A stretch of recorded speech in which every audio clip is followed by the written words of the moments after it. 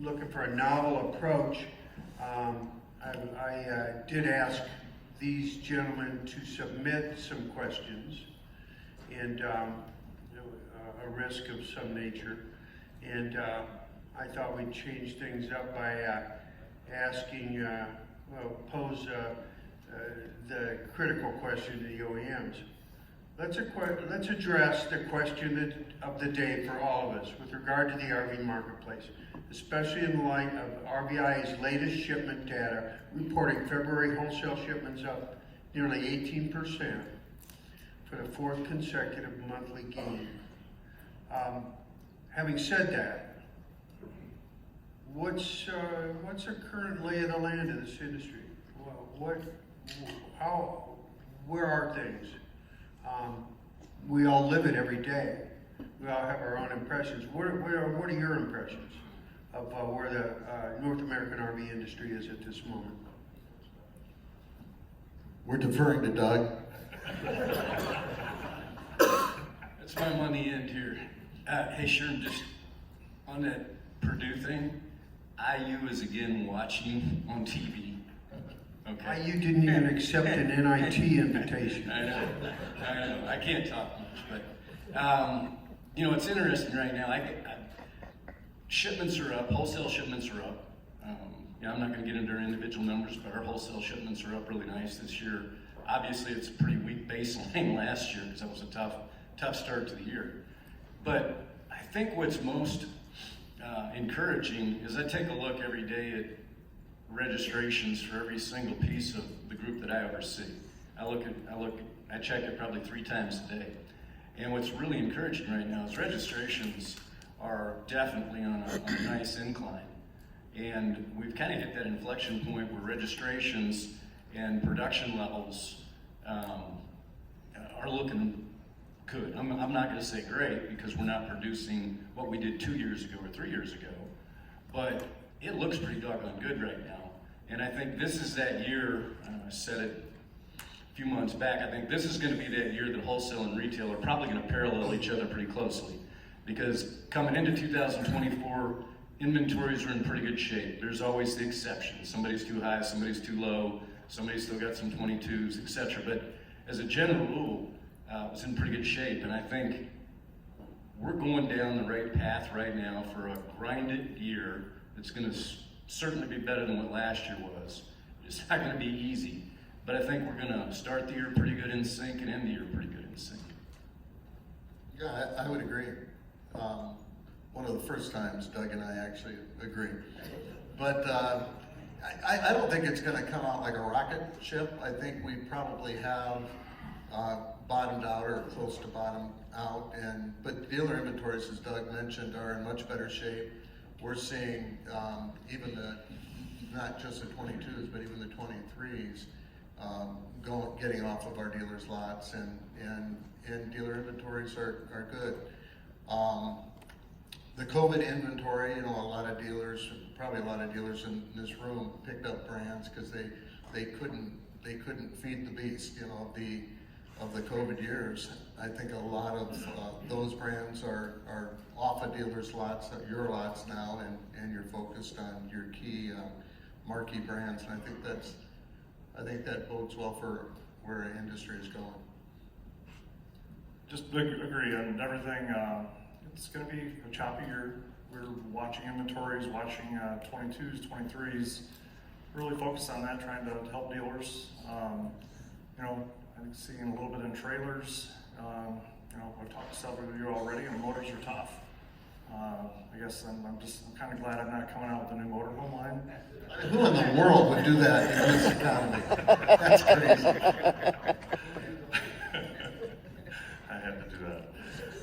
But it is true. I mean, that's the big motors, they're more interest rate sensitive, and it's tougher out there right now. And with chassis increases, we were talking to dinner last night, a Class B that was sub 100, sub 90, 4 or 5 years ago, the chassis have gone up a ton, and that's affecting a lot of the business.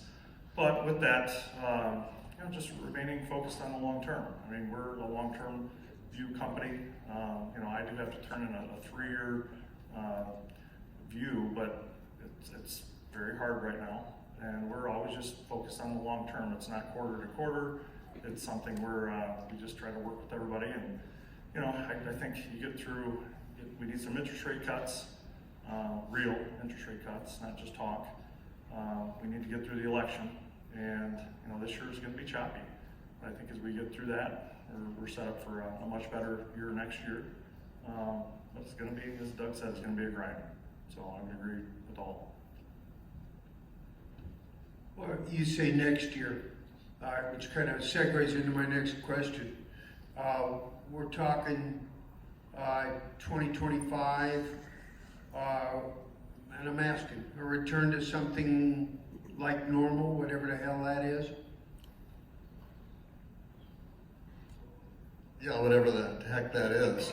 Yeah, I think everything that was just said. Don't want to restate it, but this year inventories are getting back in line.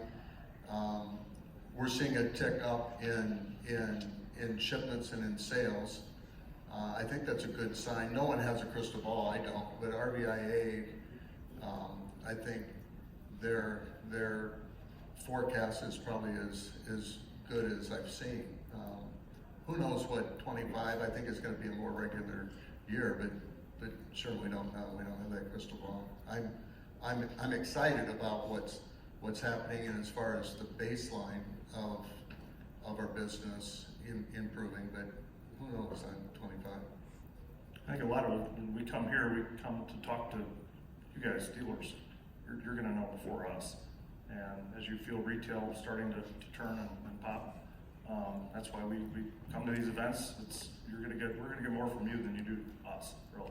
I was glad the economist wasn't here today because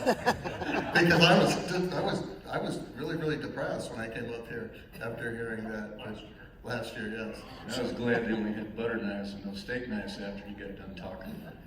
But if you look at 25, look how 24 is projected. Like you were talking about RVIA's forecast. And, you know, if you would have asked me 3 or 4 or 5 months ago, I said, probably on the lower side of that forecast, maybe in the 330 range, right? What I'm seeing right now, feeling right now, is, and seeing via registrations, I think it's going to be closer to that 360, 350, 360. It's tracking more that way right now. And when we talk about normal, if you go back pre-COVID, you know, what is normal, right? What's really going to be interesting, I think over the next 5 years, I think we've got the opportunity to actually hit 500,000 registrations a year as a sustainable number. And you go through these cycles every 10 to 15 years and kind of purges and resets the industry, right? Mr. Leach, we've been through a couple of these, Dean, and it resets. And at the end of this reset, you got fewer players playing, you got a growing pie there at the picnic table, and really fewer people. And we're getting better, all of us. We work hard. This is an all-star team out here. You know, when you look around, it's fun last night, fun today.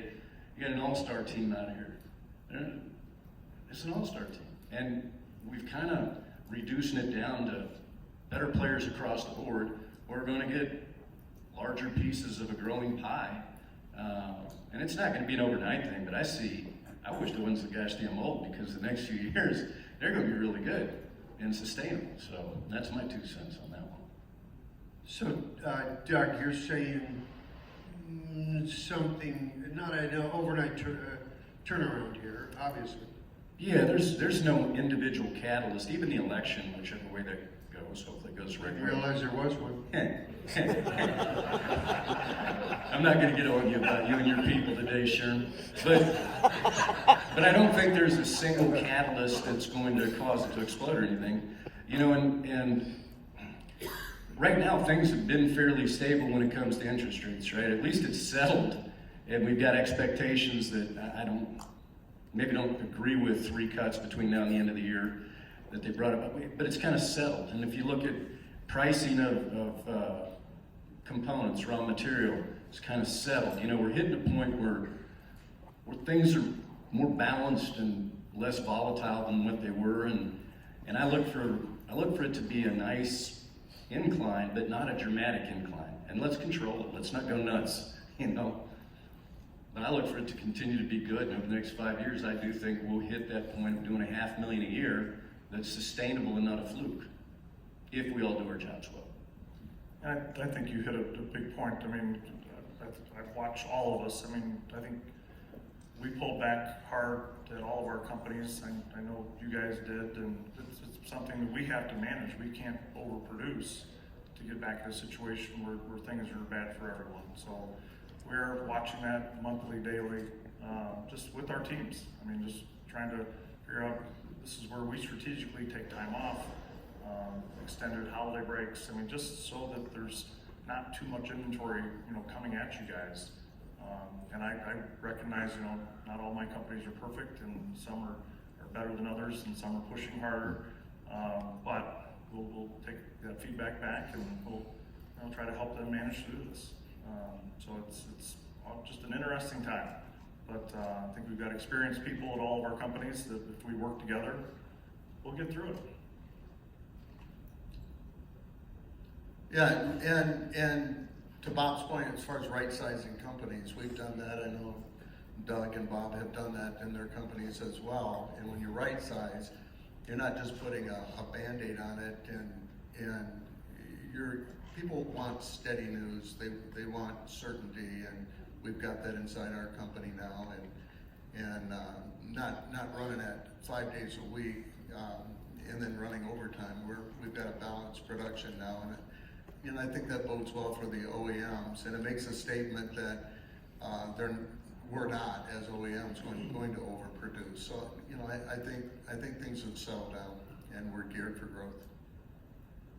Suffice to say, a lot of, as a media guy, trying to figure out on our end which way things are headed, it's a lot of mixed signals. I mean, I don't think I can remember a time when you picked up a newspaper or watched a TV or tuned into the trade media, RV, that you would see such a lack of a trend. I mean, I realize when I'm asking you guys, where things are headed, you frankly don't know. I mean, no, based on signals on the street, what you see in your companies. I'm going to refer to one of the questions you guys sent to me.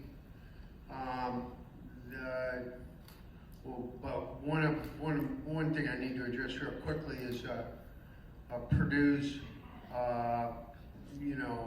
chances of beating North Carolina State. C.J. Burns, have you seen him play? Bigger than me. Huh? Bigger than me. He's a big boy. He may be the answer to Zach Edey, but we'll see. But you're not taking a stand on that? No, I'm just thankful Boilermakers made it out of the first round. And to the Final Four, I am going. I'm going to hop in my little Kia Soul and drive south to Phoenix 5 hours this afternoon. Meet my family tomorrow, and I'll be there for the Final Four because you never know, it could be the last one. So I think they've got a fighting chance if they play well, but I don't think many people care about Purdue basketball as much as you.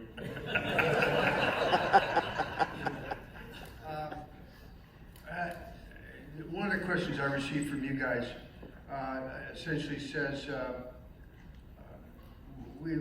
have we taken a mere break from industry consolidation involving dealers, manufacturers, finance firms, and suppliers? And do you expect this wave of consolidation, this trend, to resume at some point? I do. I see it in the supply area. I see it in the OEMs, maybe a little bit less, but I see it in the dealer groups. It seems like there's a lull in it now, but there are dealers that still are looking for that exit strategy, and a lot of dealers here in the room have taken advantage of that as well and grown their businesses. So I think consolidation is going to continue. Don't necessarily think it's a bad thing. But I do think that sometimes it takes that entrepreneurial spirit away, so that businesses change, but not necessarily for the bad. But I think consolidation is here to stay. Yeah, I mean, there's obviously less going on right now than what there was, and I think obviously there were some overpayments now over the ski type stuff that happened when people got caught up in the moment. Hopefully, some people benefited from that, but yeah, it's going to continue to change and it's going to continue to consolidate. And like you said, there's very little to consolidate on the OEM side, really. The supplier side has consolidated a lot over the last 10, 15 years. There's still more that can happen, but it's primarily on the retail side, obviously, where there's still opportunity for consolidation. But I don't think it's going to be a real fast pickup on that. And some of the consolidation comes from an exit strategy, and some of the consolidation that's occurred this last year has been, frankly, a way that a finance company might have helped somebody avoid a repurchase by putting two people together to save from having buyback situations. So there's still going to be a little bit of that, I think, this year. And I would agree on the dealer side. Manufacturer side, there's not a lot of room to go. Supply side, there is. It's obvious these guys know. Thor owns Postal Aluminum, and we provide a lot of aluminum to all the Thor companies, Don's companies, Doug's companies, and I forgot. Thank you for reminding me. No, but it's something where we're so decentralized. We run these companies as just to be a good supplier, a good partner, and a good option. And we bought AirXL a couple years ago, and that was a strategic move that, it was at a time we needed to make sure we had supply for everybody. And, I need their volume to help that business grow. And so I'm happy to say that part of our business has grown. They've added more features, more products, and could there be more consolidation? Sure. I mean, it's an opportunity, but I think it just drives competition, and competition drives innovation, and that's something that all of you want. The ultimate goal is trying to keep the prices competitive for everybody, and competition does that. So I think there will be, for me, there's more opportunities in Europe. That's a whole other side of the business for me, but it doesn't really affect you guys here. But we appreciate that preferential pricing over Grand Illusion. Keep that coming. You get that rebate kick? I'll talk to Anthony. We asked the dealers about product evolution, and certainly from the bleachers watching it, it's hard to keep up. We see certain trends. I won't mention too much. I'll leave that up to you. What product in these crazy years, post-pandemic and now, what are we seeing in terms of the evolution of recreation vehicles, towable and motorized? Yeah, I think there was a lack of innovation during COVID. People were, focused on getting more and more units out. I think with the lull now in business and the resettling of our industry, it's given a little bit of time to focus. I know like Grand Design, and I'm sure these two gentlemen as well within their companies, where it's an all-out focus on innovation. Things that can make the product special, memorable, and stand out in a crowd. And I would imagine these two are doing the same. So we're not just laying in a fetal position in the corner waiting for the economy to get back on track. We're very active looking at new things and prototyping new things and getting ready for model change. So I think you'll see probably from the whole industry exciting new things come out and features come out from the major manufacturers. So one thing you're touching on there, I think there are several things that go hand in hand. This last year at Expo, there were probably more innovative ideas and features, floor plan layouts, different concepts than I've seen maybe ever at an Expo. And the result of that was there was some stuff that has done really well. And if you go back into inventory management and trying to make a buck in a margin compressed market, right? Whether you're a dealer, whether you're a supplier, whether you're an OEM, what's happened, what I've seen, is that those products that are unique and unique good, because sometimes there are products that are unique and they're unique bad. I'll never forget the worst floor plan I ever dreamed up in my life. You know, kind of like we've all been there. But I think, you know, when we're in a margin compressed market, which we've been in and we're going to be in, it's going to be challenging. It is so critical that a couple things happen. One, that we focus on those innovative products that are good, where you've got a unique selling advantage for a period of time. And that the management of that inventory, not being out of stock on those units that are paying the bills and that you can make margin on, you know, are really, really important. And then for us, I tell you, you know, last year was a rough year. These guys, their numbers are publicly posted, ours aren't. But, you know, it was a tough year. I had some places that made a buck and I had more places that didn't make a buck. But the places that made a buck, one thing they all had in common, besides being disciplined, good operations, is they had some unique stuff they did that dealers made money on, that we made a buck on. And so, I guess tying all that together, there's opportunity, and it's separating out right now. You know, the A teams are separating out from the B teams and the C teams, and I use watching, you know, on the side, can't help churn. But anyhow, I think it's really important that those opportunities are recognized, and then from a strategic standpoint, you work them into your game plan, and then you're not out of them. I mean, Yeah, for us, these guys they're obviously closer to the product than I am anymore. And you know, my last big idea was to bring back the Bobcat and the Cabana, and that, you know, Zimmerman just kind of looked at me and said, "What are you thinking?" For me, from a high level at Thor, if you remember from Open House, any of you went through our innovation center, we have a team of engineers that are looking for new features, innovations, technology. You know, some of it, I mean, we have, you know, the E-Stream trailer that if EVs were to take off, we already have the technology, we own the technology, but we're all watching that EV market now, and that's slowing down, so we're glad that we didn't bet the farm.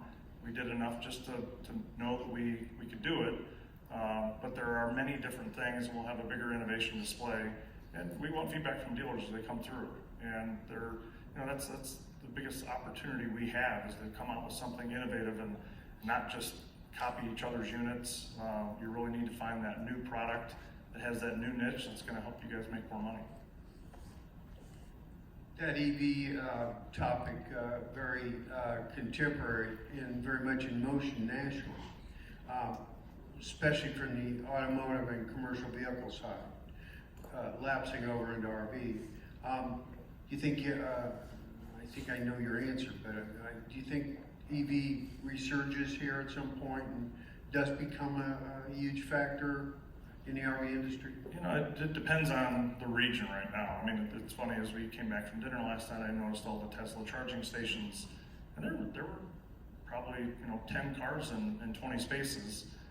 When I'm in Indiana and I go down the toll road, there's maybe one, usually zero. And that's, even for me, to drive to Detroit to catch a plane, there's no place to charge. And so we just don't have the infrastructure in the Midwest. Out here they do. So I think, you know, over time you're gonna see, it is an opportunity, but there's still a lot of combustion engines out there. You could see carb regulations get pushed out. There's a lot of unknowns, and they're expensive. You know, so I think we're looking at that, but we're looking at other alternatives too. That, you know, we've determined, like for a motorhome, we need to at least get 300 miles.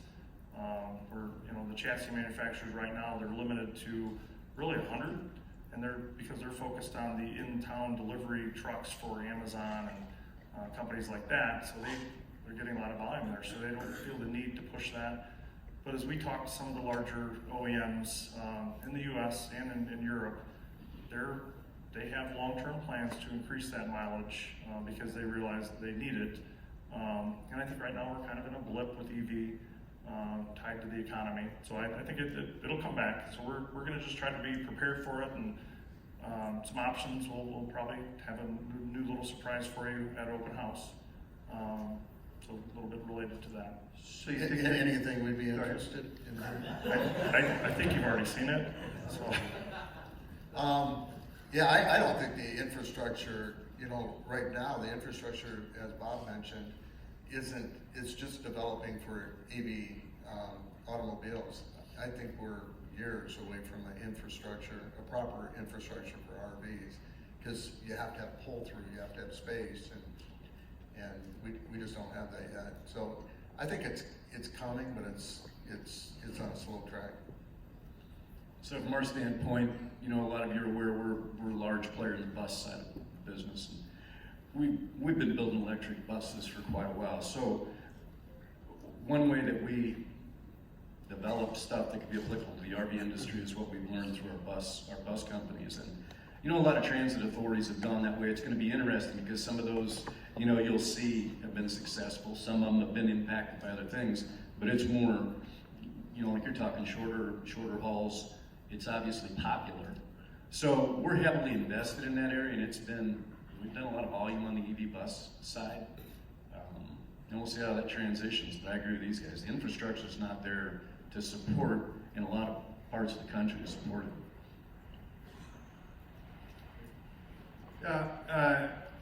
Looking at questions that have been sent our way, one of them kind of interesting, because I'm not sure where it goes. There seems to be more of a spirit of cooperation these days among OEMs, dealers, and industry organizations. Can you shed some light on this and give us an example or two? Yeah, one is RVTI. You know, there was an identified need for techs, and I sat on the board, Doug sat on the board, and RVIA, obviously it was a subset of RVIA, and here's where suppliers, OEMs, dealers got together for that cause to get RVTI going.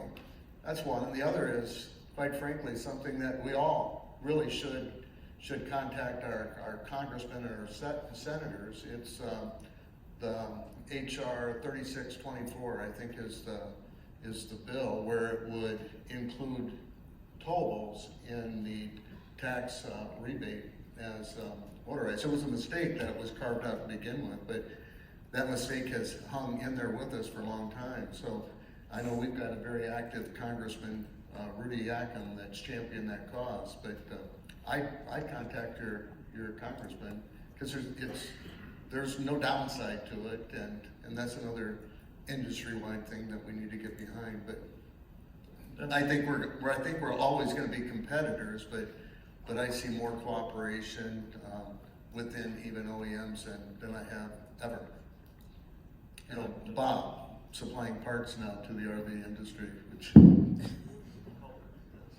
No, and I think, so I'll blame Doug. Doug got me tied into RVIA. Thor didn't really have much representation on there 10, 12 years ago, whenever it was, but he sucked me into the board, and I've enjoyed it. And just watching the interaction with RVDA and RVIA, they work very well together. I mean, I hear stories of the days that maybe they didn't, but I've not seen that. Craig Kirby's done a great job as he's come in, just unifying, both organizations. He and Phil, they talk through many things, and at the end of the day, we're all trying to work together to do things that are for the betterment of the industry. And so I never see clashing, the heads together that maybe would have been there years and years ago. But I think you've got a different relationship too. You've got the manufacturers are all kind of working better together. Just at the end of the day, we want things that are going to be better for the industry. And if we all work together rather than fight each other, good things will happen. All wisecracks aside, you guys alluded to the fact that Grand Design is rumored to be entering soon the motorized RV segment. Now, I trust that I'm not out of line asking you, Don, since you're up here, are you about to introduce a motorhome for your first? Well, it was a secret before Bob gave it up. But yeah, it's a tough market, and is it the right time? Is it ever the right time, or is it ever the wrong time? I don't know, but we're going to do it the right way. We're not going to rush product to the market. we're gonna enter it in the Class C, you know, different versions of Class Cs, and then there's not enough van manufacturers out there yet, so we'll probably at some point in time, do that as well. But, yeah, we're excited about it. It's something that has been on our minds for a number of years, and I think we're doing it the right way, as far as coming out with something different, unique, and not just cloning what's out there. Mostly conventional products we're gonna see, or are you gonna reinvent the wheel? Well, we're gonna jump into EV, diesel, replacement. No, it's gonna be more conventional. It's gonna be on various Class C chassis, and it's gonna be cool, but we'll take our time and make sure we do it right, and it's exciting. It really is. It's something that our company, I think, can do and do well. I think many forget that Don is truly a motorhome guy, and I'll go back to a beach in the Virgin Islands. We're on vacation together with families, and he's like, Bob, I've got this idea. Montana Class C, home run. And I think you were drinking too much on that vacation. Yes.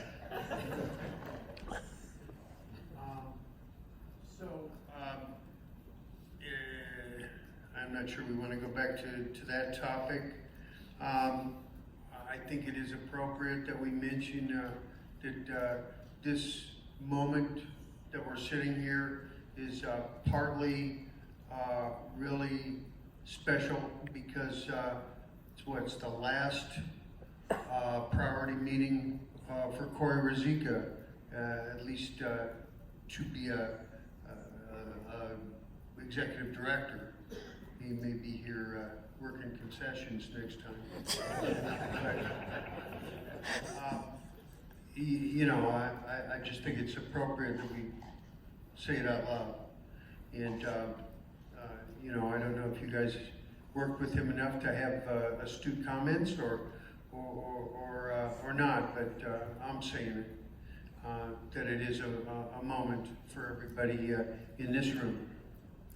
And I see Corey down there over your shoulder there. So Corey and I worked together, oh my gosh, 100 years ago, Corey? 42 years ago at Coachman. And Corey is always true to his nature. He's unflappable. Very, very emotional moment last night when we toasted Corey's last event, and in a choked up state of mind, Corey was quick to say, hey, am I still gonna be invited to you guys' open house parties? Yeah, for dinner, I'm not gonna drink much, I'm a cheap date, but is it okay if I come? And Corey, can I share some of your idiosyncrasies back then? Corey, to say Corey has been frugal in his life would be an understatement. Rarely have I ever seen, I mean, you were slow to the draw picking up the bill this morning, Sherman, but, and you said I bought, well, we were sitting there for 45 minutes, kept looking at the bill, and you knew I was going to pick it up, so I didn't want to be late to this event. But Corey, and these are true stories, back in the day, Corey didn't want to buy a bed, so he slept on a mattress. Courtney would, or Corey would unplug his refrigerator when he'd come to work because he found out that it was more efficient. Corey would save his, it's turning into a roast, Corey, but this is my last one. Corey would save his dirty laundry to where he'd visit his mom and have his mom do his laundry because he didn't want to buy a washer and dryer. I'm sure Corey's probably the wealthiest man in this room. So the last laugh he's got on us, but no, Corey's always been amazing to work with and a very unique individual. And frankly, Corey, I've enjoyed the time getting to know you and becoming friends here. And I still have the same audio equipment you sold me 42 years ago. Well, I high grossed him on that too. And for me, Corey, I haven't known you as long. I got to meet you through Michael Pay at Holiday World of Houston and through your advertising efforts with him. And, for me, always encouraging, always a fan and always one that with me, we can talk about sports and, family and other things in life. But I don't have those deep stories. But I just want to thank you for everything you've done for me over the years. We'll see you cut down the next Monday night.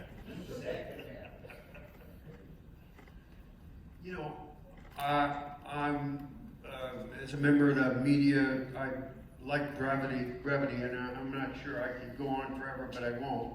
I was wondering if anybody in this audience might have a question that they'd like to ask these gentlemen. Go for it. Yeah, does it, is there any ground we didn't cover that somebody would prefer to bring up? Even a delicate, embarrassing question? Model changeover, when's that gonna happen? Model changeover, I'm putting it on the record here. You see any changes afoot with 2025s versus previous years? So, the last 2 years, there's been a coalition that's had that discussion and tried to set informally, make a recommendation. In towables, motorized have been a little bit different because of the different chassis years on motorized. But on towables, you're going to see everything end of June, 1st of July, everything will transition during that area. I think from a personal standpoint, that group will meet again, and I'm anxious to hear what people think, but I think timing would be better personally if it would be May 1 or June 1, where there's another 30 to 60 days of really high volume months. But curious on that, and that coalition, it'll be out there who's on it. Make sure if you've got input and feedback, in fact, Clarky, you're on it. So if you've got input there, now is going to be the time to voice it because there is an opportunity to tweak it. And It'd be interesting, just by a show of hands, if you don't mind, who likes it July or later? Raise your hand.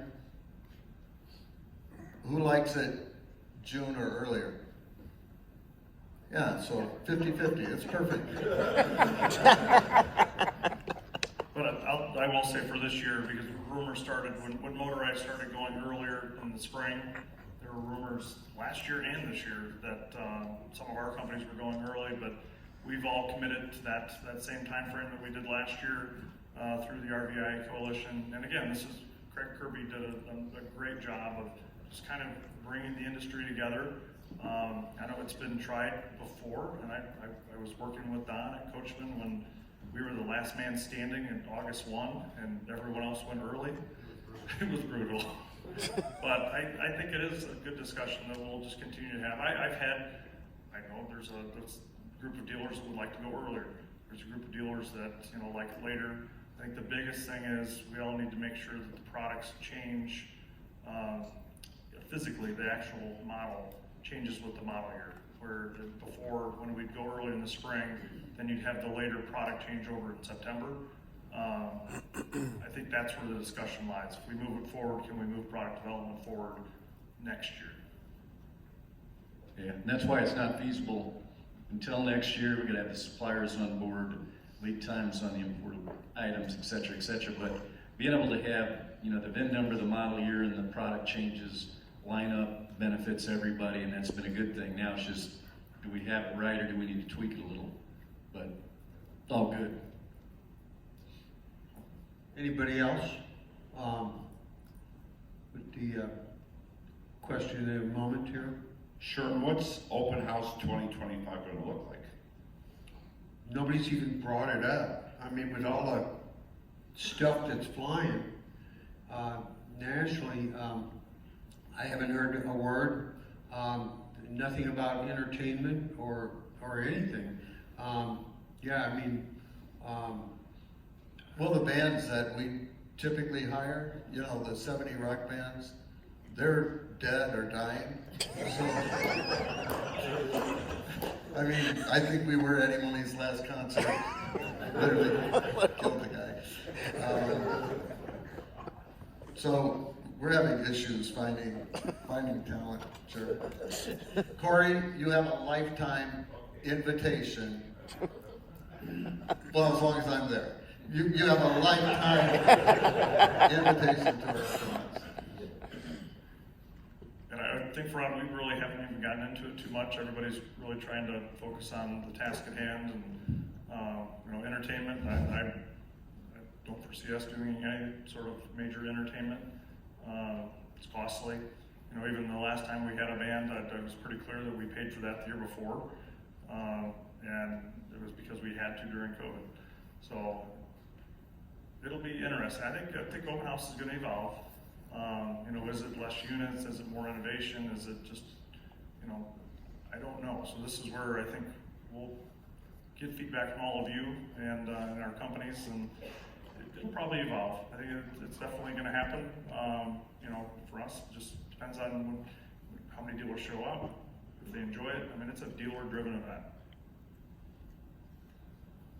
Are we done? Are we done? Any other That's the questions? message I'm giving, yeah. Anybody else? Last chance. All right, sounds good. I guess you guys are off the hook. Yeah, hey, thank you for the invite. We were talking about this last night, and it is an honor to be able to get in front of, as Doug framed it correctly, an all-star group, and it's been good catching up, so thank you. Yeah, it's amazing how many friendships and how long some of those friendships are by now. And you guys talk about how long you go back in Coachman to the early days when you had hair and you were bigger.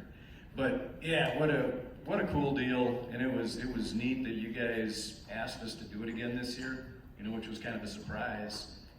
Hopefully it was somewhat beneficial, but this is an A-team. This is, it's the A-cut, it's the beef that we were eating last night is right here, A lot of good people and a lot of good friends, so thank you.